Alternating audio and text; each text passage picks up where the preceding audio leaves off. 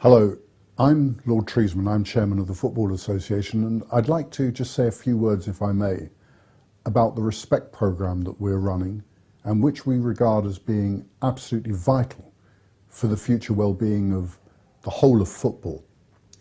Parents can be a tremendous influence, a good influence in football, but actually sometimes they can be a very disruptive influence as well. And if they're very hostile and if they tend to take a harsh line with referees and with their own kids, they can put their kids off playing for the whole of the rest of the future, and those children then miss out on a huge amount. They miss out on all of the health and all the other social activities that come around loving the sport and playing in the sport. And actually it has other implications as well. Each year we lose a staggering 7,000 referees who are not prepared to put up with the level of abuse that they can sometimes experience from those on the touchline and those on the field. And we can't afford that. Everybody knows there's no real game of football unless you've got a referee. No referee, no game, not really. So it's vitally important that the Respect programme is something that we all engage in. I believe that we can do that. We can do that together, and we can make sure that football in England, right at its grassroots level, right the way through to the top, is a healthy sport, a dynamic sport, a growing sport, and a sport that kids love. We can do that together, so let's do it. These points today, go third if you get this right. Mind you, I suppose it is a bit of a local derby, you can't take anything for granted. You got to get in their faces. You let them know that you're there. Don't hold back. Yeah, Dad. Right, don't hold back in that. You're not going to let them walk all over you like you did last time, are you? Huh? No, I don't want to see you messing about. Forget all your fancy stuff, all your step-overs and your flicks. I want you to concentrate on just getting the ball forward. You lot need to focus. You need to treat this a bit more seriously. You know the top two teams go up, don't you? And you won't get there if you carry on just having a laugh. Are you listening to me, son? Yeah, of course. So where do you think he's going to play you today, then? God, it better not be in defence again. You're a winger. He just won't let you show what you can do, will he? Well, you know, Jason's faster than me, Dad. You what? You are quicker than Lionel Messi, you are? Leave it out, Dad. And Messi is being replaced by the bright young star that is Joe Smith. We're going to batter him, son. Come on! I like football because I enjoy it and it keeps me fit and it makes me a faster runner and stuff. I find it's a very fun sport and it keeps me fit. We get to learn new skills and we get to play with our friends. I want to grow up and be like Cristiano Ronaldo. I enjoy it and I like shooting the stuff. I like dribbling with ball and shooting. It's good to have ball at your feet. I like football because, well, it's just really the enjoyment of the game. You just get so much out of it. You keep fit. It's really enjoyable. You enjoy it? Teamwork. It's great to be there. So the starting point is he's brought him along. He's there to support him, but unfortunately, having got there, he's already taken over. So that's the minus, and it's now trying to get that sort of relationship between the father and son to be a much more positive, fun one rather than a big Premier League game about to take place. The idea in football is to give everyone the chance to play the game and then everyone to try and improve and get as good as they can get. Now that might be somebody who's really poor to not bad, but if they get to not bad, they're going to stay in the game, they're going to enjoy it and play the game. So it's just trying to maximise anyone's potential, whatever that level is, and let's not set the benchmark without even giving the youngsters a chance to see what they're capable of. Otherwise, it all becomes unrealistic, and they'll go out the game far too early because they already feel, the intense pressure, the expectation is too much from them.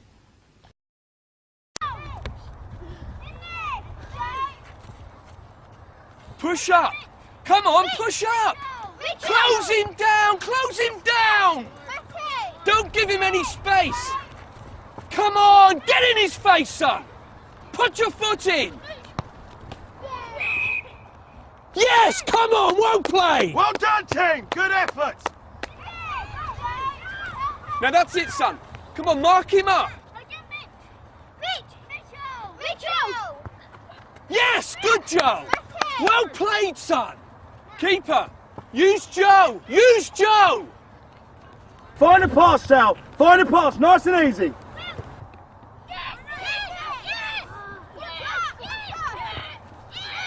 Yeah, so that's it, son. No, Joe, man on. It's a... Oh, fuck. Fuck.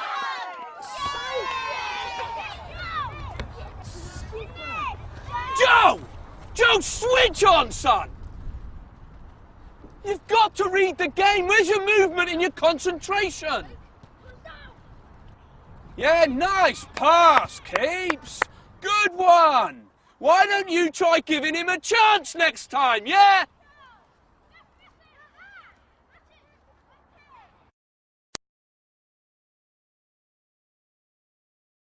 I was really crap today, right in front of my dad.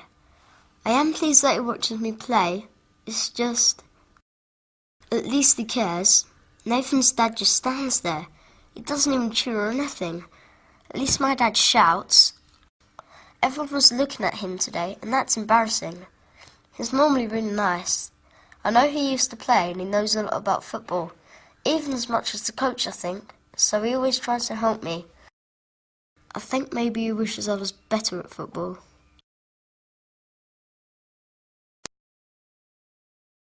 The dad is pretty much playing the football for the son by standing on the side, shouting instruction, sort of talking over the coach, and he's undermining the son playing. And you can see that everything the son does, he's more concerned with the reaction of his dad than actually concentrating and enjoying the game of football. I don't personally think that the parents should be shouting onto the pitch. I think that's the job and the role of the coach. The parents should be there just to support and observe.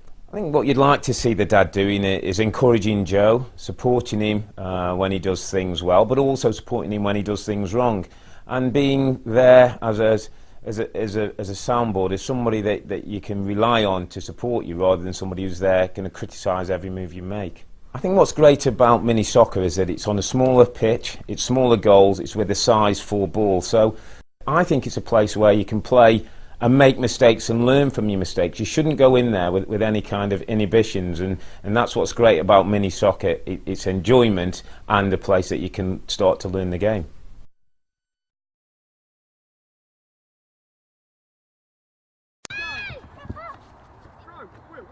Our ball, that's our ball! Stay out wide. Come on, give him an option, son, give him an option!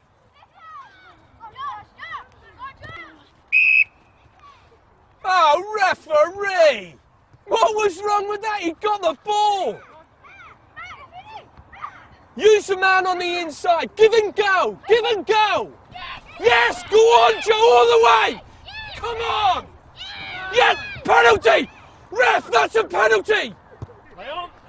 Oh, what man? Oi, ref! Use your eyes! That was a clear penalty! Come on, Joe! Track back, son! Come on, Joe. Keep going, lad. Keep going.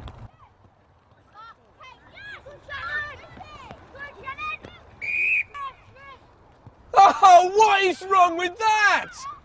Oi, ref! Yeah, nice one. How much are they paying you? Don't worry about it, Joe. This bloke is giving us nothing.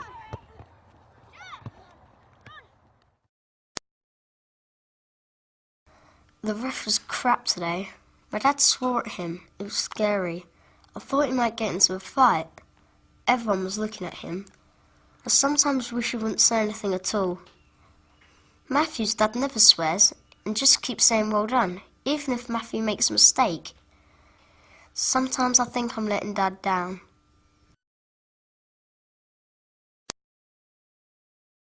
Well, there's no doubt that the pressure he's putting on does not improve the performance of the young lad. And I think it just rubs across not only his child as well, it's intimidating the rest of the team. And at that age, it's about enjoyment. The embarrassment of the young boy towards his parent or just be damning really, and eventually he'll say either I don't want to play football or Dad, don't come and watch me anymore. The impact that the father has directly challenging the referee, straight away the players on the pitch pick that up, and I think the message goes out then, if he can challenge the ref and belittle him, we can do it as well. Now straight away that undermines anything that the referee's trying to do. It's about coming along, supporting your children, encouraging them so they come away as well and say, Dad, Mum, you haven't embarrassed me today. Thank you very much for bringing me to the game. It's been brilliant.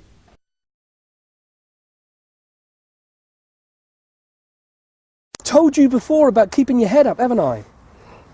How are you going to see who's around you if you're looking at the ground? We've got to do some more work on your first touch. You're giving the ball away too often. Mind you, that was a hospital pass. Who is that keeper? She's crap.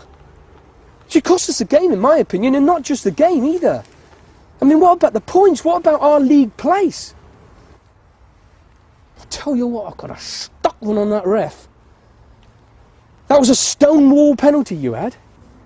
If he can't see, the bloke shouldn't be in the game. I don't know. I think he may have got the ball. You've got to be kidding me. Anyway, you know, you get a tap on the ankle and you're in the box, you go down, don't you? I just don't know if this is the right club for you anymore. I think they're holding you back. I mean, when was the last time that he let you play on the wing? You are a natural winger. I think we're wasting our time with this lot if he's just going to play you in centre-back. The problem is that coach, he just doesn't want to win. I tell you what, when we get home, I'm going online. I'm going to see if I can't find you another club.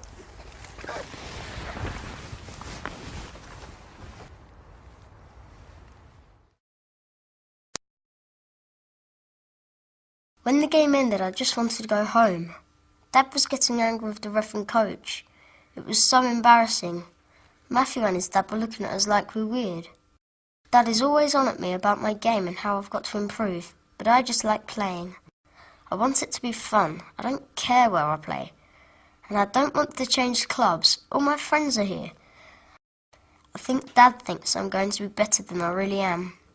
I do like football, but not as much as him.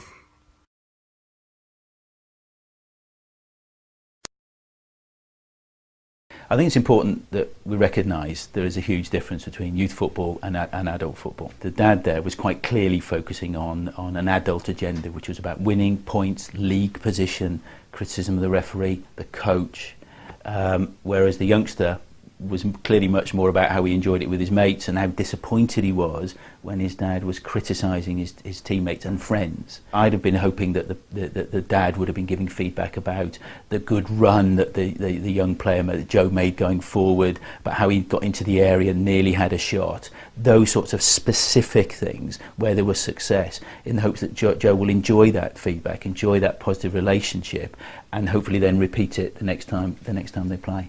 Best practice is about encouraging fun, enthusiasm and player development so that we prepare them with the best skills, the best technique, the best confidence, so when they go to older football and adult football they can take those with them and be successful.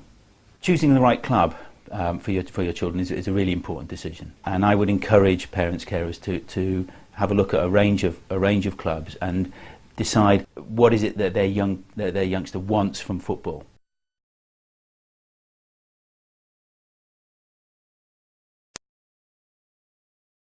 Of course, we expect people to react when we make a decision. We expect people to react in a certain way, maybe in disappointment, maybe in agreement, and an immediate show of displeasure without abusive words is okay, you know. But people need to think there's a line we don't cross. Adults set the example for youngsters. Youngsters will see what's happening from the sidelines, involving their parents and guardians, and if it's unchecked, then they will emulate that on the field of play as well. The latest figures suggest that something like 7,000 referees walk away from refereeing each and every year, and therefore, you know, we're getting a lot of games whereby there's no qualified neutral referee available to take charge of that game, and that's affecting the quality of the football that's being played, and pretty much without a referee there's no real game. I see far too often too much pressure being put on youngsters to win at all costs, and really winning is not the key thing, is it? It's about the enjoyment. There's recriminations for a lost game, for the way the child played, for the club not being good enough, for the teammates not being good enough. So there's enthusiasm would be, okay, well, what do you think went wrong in the game? Do you think we could improve it by? And let's look forward to the next game. At grassroots level, it's all about enjoyment, and it shouldn't be about performance, and especially with the younger age groups, 8, 9, 10, they need to be free to enjoy the football, to be able to try things. If they feel that they daren't try something in case they're not performing, they're not going to develop. And if those skills in that child are in the right hands of a positive coach that has the welfare of that child at heart as a primary concern alongside their development, the talent will show through.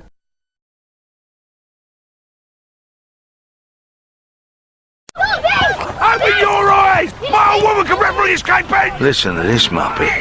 Every week he does this, screaming and shouting at the ref. Ref! Ref! That's a yellow card, ref! Card him!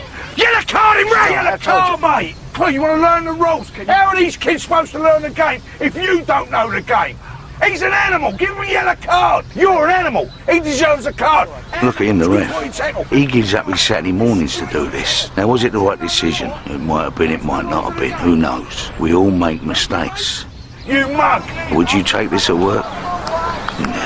Okay, thank you. No, don't thank me, thank you! Just clear the playing area, please. You ain't got a clue!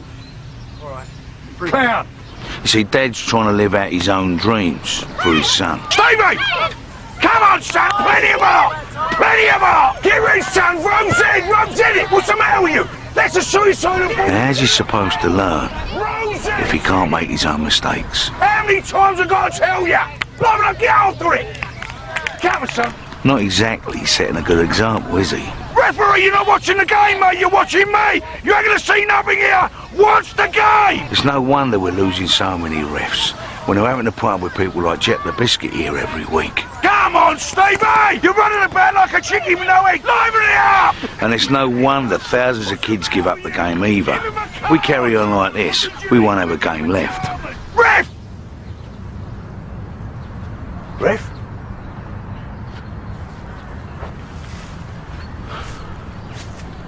Some of us need to take a long, hard look at ourselves.